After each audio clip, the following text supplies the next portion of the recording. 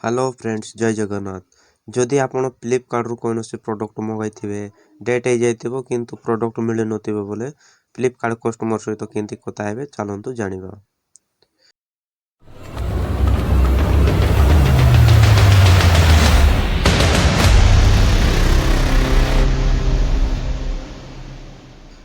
Flipkart open करंतु। Flipkart open कला परे तळे देखंतु अकाउंट बोली गोटे ऑप्शन अछि से अकाउंट रे क्लिक कर दियंतु। अकाउंट रे क्लिक करला परे एंती पेज ओपन हो ऊपर देखंतु हेल्प सेंटर बोली गोटे ऑप्शन अछि से ऑप्शन रे टैप कर दियंतु। टिके समय प्रोसेस नेबो तार परे एमिति पेज गोटे ओपन हे जिवो। जो भी प्रोडक्ट मगाइथिबे सेही ऑप्शन प्रथमे देखा जाउथिबो से ऑप्शन रे क्लिक कर दियंतु। क्लिक करला परे एमती पेज ओपन होबो। तळे देखंतु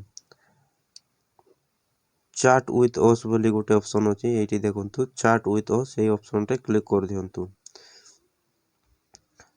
क्लिक करला परे चैट बॉक्स ओपन हे जिवो। ए सर्च बार रे क्लिक करी कॉल मी बोली टाइप करी सेंड कर देबे। कॉल मी बोली टाइप कर देबे सर्च सेंड कर देबे।